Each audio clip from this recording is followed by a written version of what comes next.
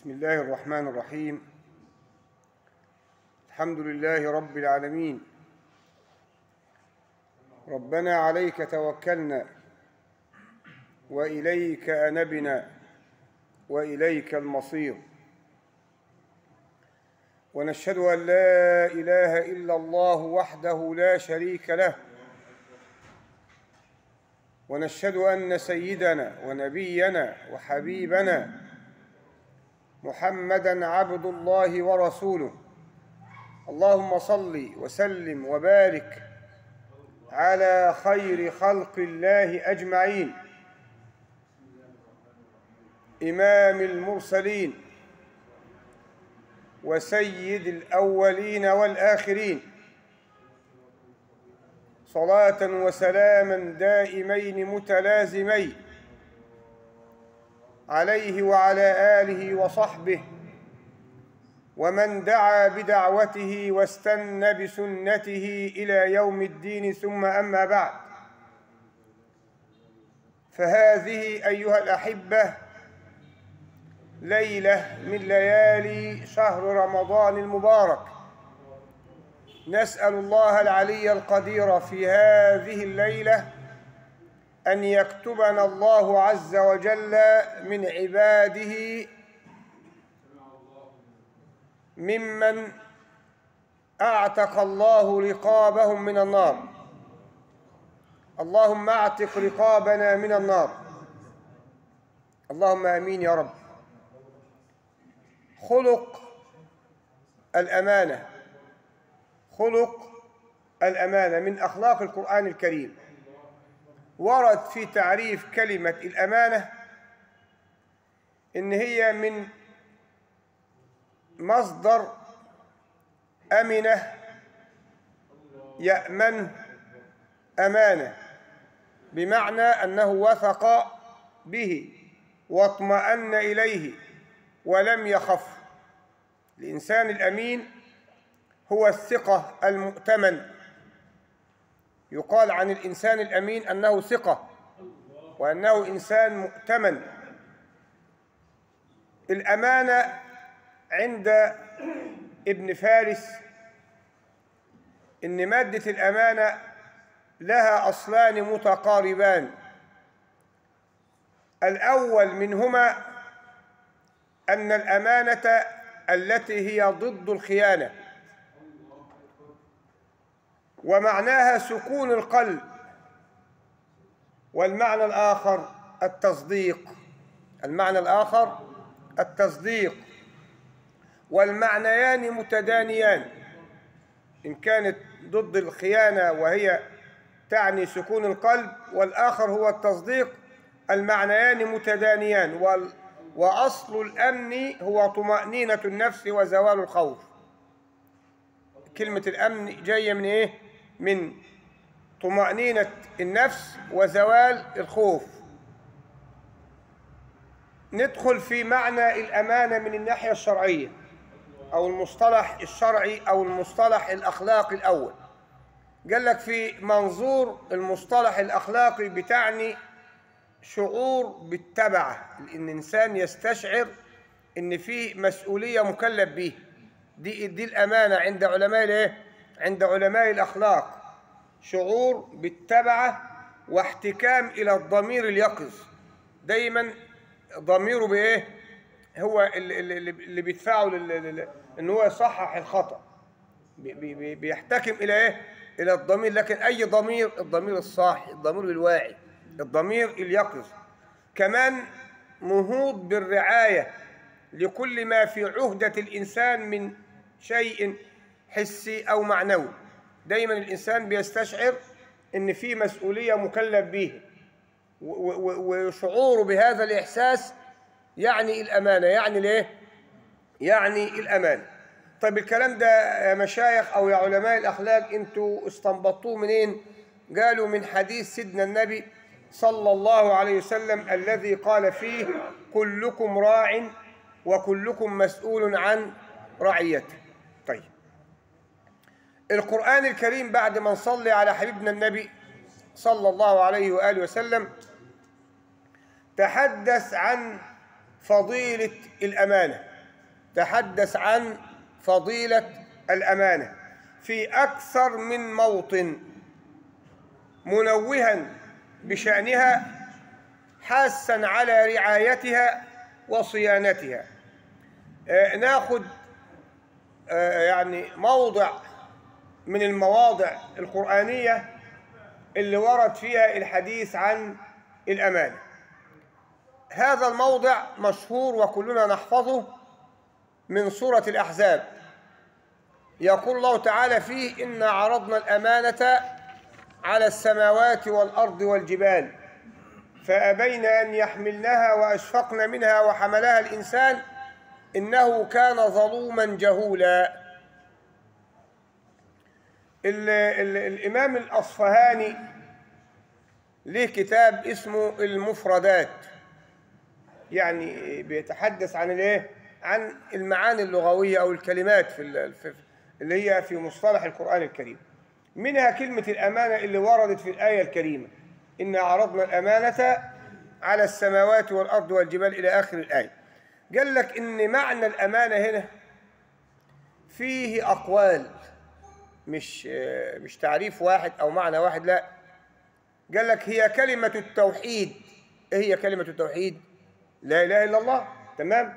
قال لك دي معناتها الأمانة، أو إن الأمانة معناها كلمة التوحيد، لا إله إلا الله. قال لك إن المراد بها العدالة. الإيه؟ العدالة يطلق عنها بأنها أمانة. حروف التهجي اللي هي من ألف ب لحد آخر يطلق عنها إيه؟ أمانة. هنعرف ليه الكلام ده كله. أو العقل، والعقل يراد به الأمانة. وعلشان كده تلاحظ إن الإمام دوت أو العالم دوت اللي هو الأصفهاني دوت مال إلى اختيار معنى العقل. قال بعد ما صلى على سيدنا النبي: إيه يا عم الشيخ ده؟ الأمانة المقصود بها العقل؟ إيه العلة في كده؟ قال لك لأنه في رأيه يشمل الأقوال السابقة، يعني التوحيد وحروف التهجي والعدالة، كل ده يراد به الإيه؟ يراد به العقل نفسه. خدت بالك؟ وهو صحيح. ليه يا عم الشيخ؟ قال لك لأن العقل هو الذي بحصوله تتحصل معرفة التوحيد. هو لو ما فيش عقل الواحد هيدرك التوحيد؟ هيعرف معنى التوحيد؟ ما فيش طبعا. وتجري العدالة في عقل، إنسان سليم الحواس وسليم العقل ويقظ الضمير وعنده خوف من الله، يبقى هيحقق الايه؟ الأمانة ولا مش هيحقق ايه؟ هيحقق الأمانة. وتعلم حروف التهجي، ما هو ما فيش عقل هيعرف الألف ب، مش هيعرف. لكن لو في عقل هيعرف الحاجات دي كلها. بل يعني لحصوله تعلم كل ما في طوق البشر تعلمه. ايه اللي وصل الانسان النهارده لاعلى درجات المعرفه؟ مش العقل؟ صح ولا غلط؟ اللهم صل على رسول الله. وبه بالعقل دوت فضل الانسان على كثير من ايه؟ من خلق. لكن بعد ما نصلي على حبنا النبي، العلماء قالوا لنا ده الأقرب إلى القبول في معنى الأمانة أنه يراد بها التكاليف. شوف ربنا كلفك بإيه؟ التكاليف والحقوق المرعية التي أودعها الله المكلفين، اللي هم أصحاب العقول، تمام؟ وائتمنهم عليها وأوجب عليهم تلقيها بحسن الطاعة والانقياد، وأمرهم بمراعاتها وآدائها والمحافظة عليها من غير إخلال بشيء من حقوقها. يبقى اختصروا الكلام وقالوا لنا إن الأمانة هي مجموع التكاليف والحقوق المرعية التي أودعها الله المكلفين. ماشي. طب احنا عايزين بعد ما نصلي حبنا النبي الآية دي ما تعديش كده. الآية انهي؟ إنا عرضنا الايه؟ إنا عرضنا الأمانة على السماوات والأرض والجبال. طب أنت عاوز إيه يا عم الشيخ؟ عاوزين نقف معاها شوية، عايزين يعني نبص فيها نتدبرها صح، نفهمها أكتر من كده. قال لك إن المقصود منها والله أعلم بمراده هي تصوير خطورة التكاليف التي كلف الله بها الإنسان. طالما ربنا جسمها إن هي شيء هيتحمله الجبال والسماوات والأرض، وهم فهموا التعبير وفهموا المعنى إن هو ثقيل عليهم، والإنسان لقصر الفهم عنده تحمله، فهي أصبحت لشدة وخطورة هذه التكاليف الأشياء دي كلها تنحت تنحت عن حملها. صلاة بنا على رسول الله. علشان هي لما كان المقصود بها التكاليف الشرعية، شوف ربنا كلفك بأمرك بالصلاة والصيام والزكاة وحسن وبر الوالدين وحسن المعاملة مع الجار وحق الزوجة وحق الأولاد وحقوق كتيرة، مجموعة التكاليف الشرعية، ونهاك عن كذا وعن كذا وعن كذا وحرم عنك إن ما تعملش. فدهية التكاليف دي تحتاج إلى قلب سليم وعقل قويم وتصرف مستقيم. لازم توفر لها الثلاث دعائم ده. يعني الأمانة دي مش هتقوم ومش هتتحقق عند الإنسان اللي ربنا كلفه بيه إلا إذا كان له قلب سليم وعقل قويم وتصرف مستقيم. يعني هذه التكاليف زي ما الآية قالت عرضت على السماوات بشمسها وقمرها وكواكبها، تمام، وعرضت على الأرض بما فيها وما لها من ضخامة وعلى الجبال، صح ولا غلط، بعلوها وشموخها. كل الأشياء دهيت تخلصنا من تبعاتها. السماوات قالت أسفة ما اقدرش، الجبال قالت ما اقدرش، الأرض قالت ما اقدرش. لا تمرد ولا عصيان بعد ما صلى على رسول الله. يعني اوعى تعتقد ان السماوات لما قالت لا او كده يبقى ده عصيان منه، لا، ده عدم القدرة على على تحملها. تاخد بالك؟ وده شيء كويس. امال قال لك ده خوفا ورهبة وإشفاقا. لكن الإنسان الذي أوتي العقل وأوتي التفكير تعرض لحمل الأمانة والنهوض بها، وهو بهذا التعرض لما شال وكلف نفسه كان ظالما لنفسه وكان جاهلا بكثير من تبعات هذه الأمانة، ولذلك أوقع نفسه في مسؤوليات وتبعات تحتاج إلى موصول العمل حتى لا يتعرض للعقاب والعذاب من الله سبحانه وتعالى. طيب بعد ما صلوا على سيدنا النبي، صلونا على سيدنا النبي، احنا كل ده واحنا عاملين ندور حوالين الآية القرآنية إنا عرضنا الأمانة على السماوات والأرض والجبال فأبين أن يحملناها وأشفقن منها وحملها الإنسان إنه كان ظلوما جهولا. قال لك عم الشيخ خد بالك، عرض الأمانة ده في الآية على أساس أن من يقبل الأمانة ويحفظها ويقوم بحقوقها، ايه رأيكم في الكلام ده؟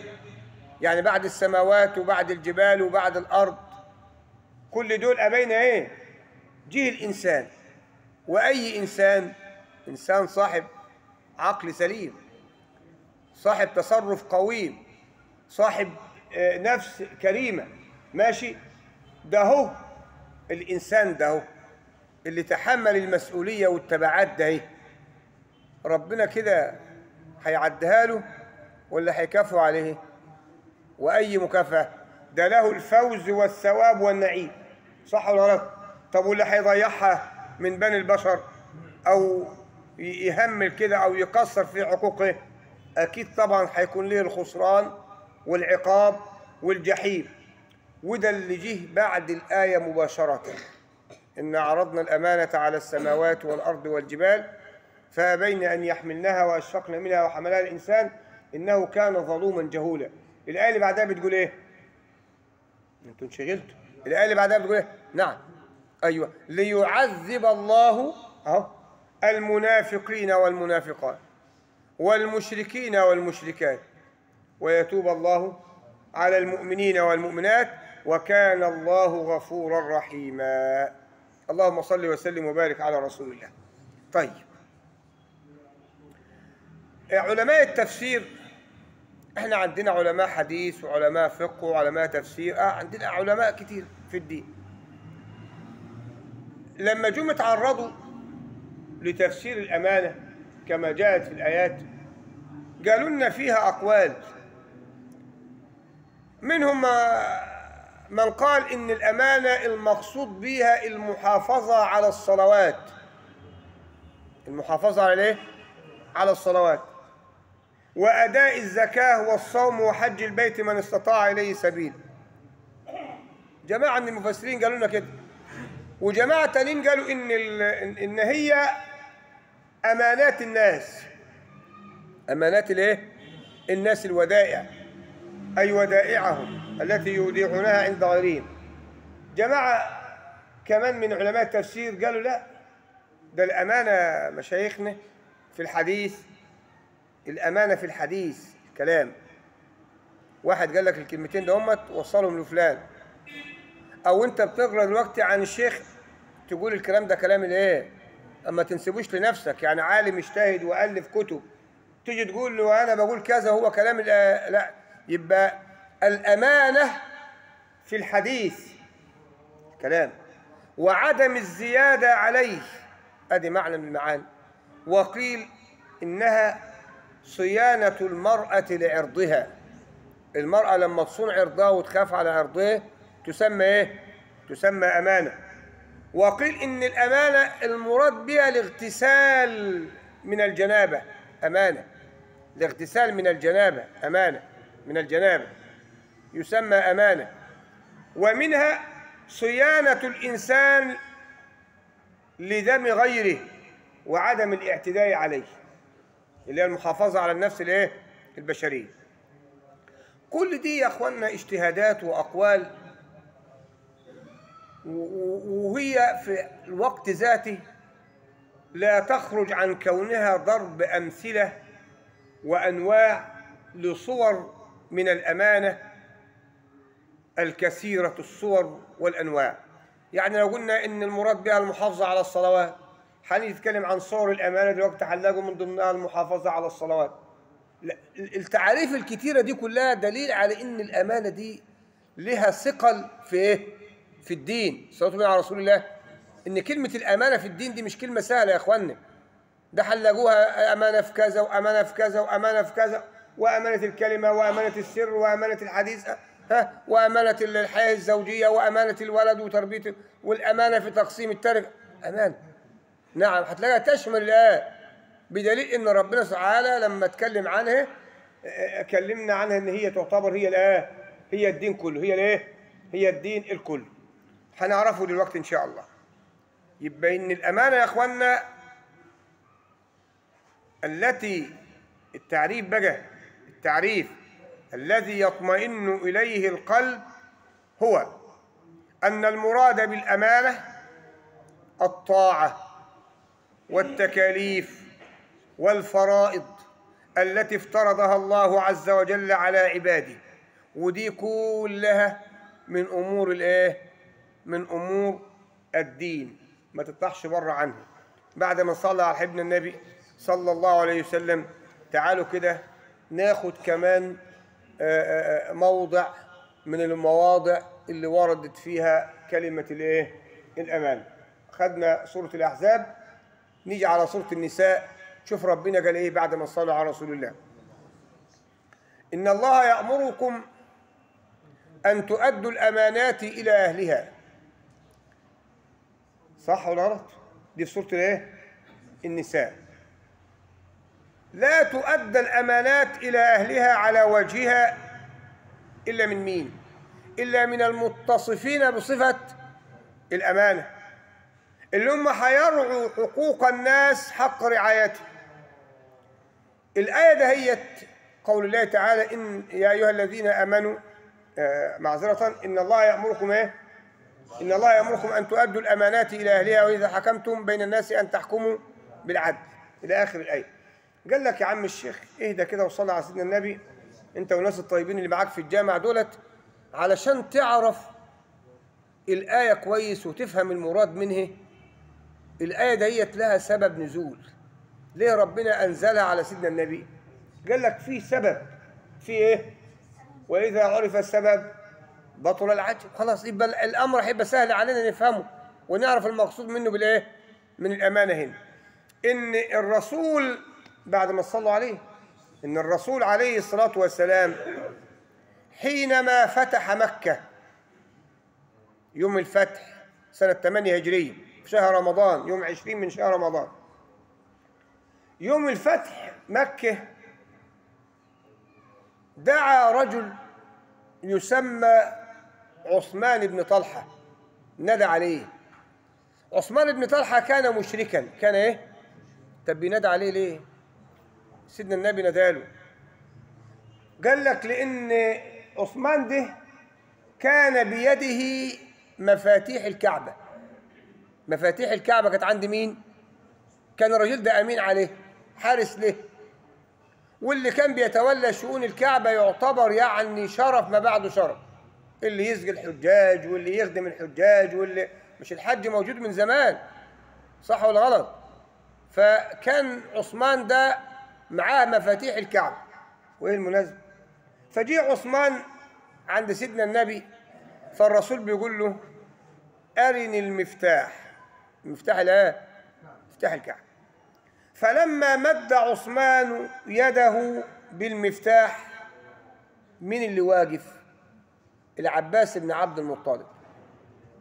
والعباس ده لسه داخل في الإسلام، فهم راجعين من الطريق، هم رايحين كده وهم جايين، هو قابلهم ماشي، لسه داخل في الإسلام. فقال لك فرصة، فقال له يا رسول الله، شوف الكلام اتغير، من ساعة كان محمد بس، قال له يا رسول الله بأبي أنت وأمي، بأبي أنت وأمي اجمعه لي مع السقاية. لأن كان الشرف بتاع عبد العباس ده إن هو بيسقي الإيه؟ الحجيج، يبقى معاه مفتاح الكعبة أدي شرف، وسقاية الحجيج أدي إيه؟ يبقى جمع الشرف كله. فمين اللي سمع الكلام؟ عثمان. فجه قابض بإيده على الإيه؟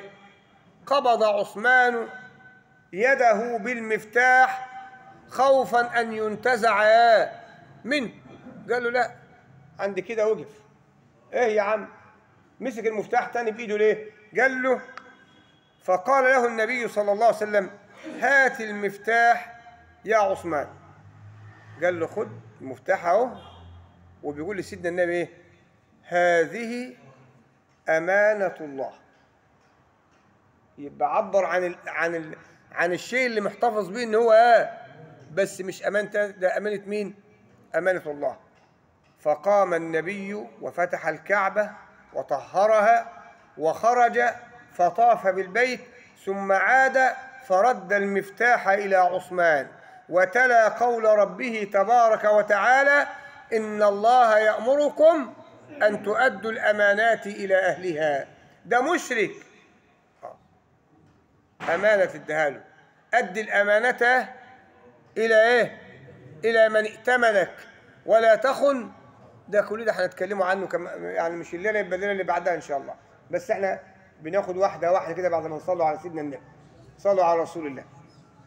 يبقى الرسول رد الأمانة إلى إيه؟ إلى صاحبها، حتى ولو كان على غير الدين، حتى ولو كان على غير الدين.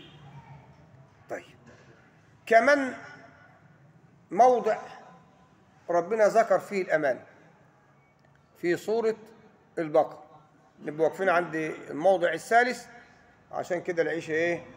يعني حلت بخير. وأسأل الله أن يجعلنا في هذه الليلة المباركة من عتقائه من النار ومن المقبولين. لأن من كرم ربنا يا أخوانا أن له في كل ليلة من ليالي رمضان عتقاء من الإيه؟ من النار. فاللهم إنا نسألك الجنة، اللهم أجرنا من النار. وآخر دعوانا أن الحمد لله رب العالمين، وصلى الله وسلم وبارك على سيدنا محمد وعلى آله وصحبه وسلم.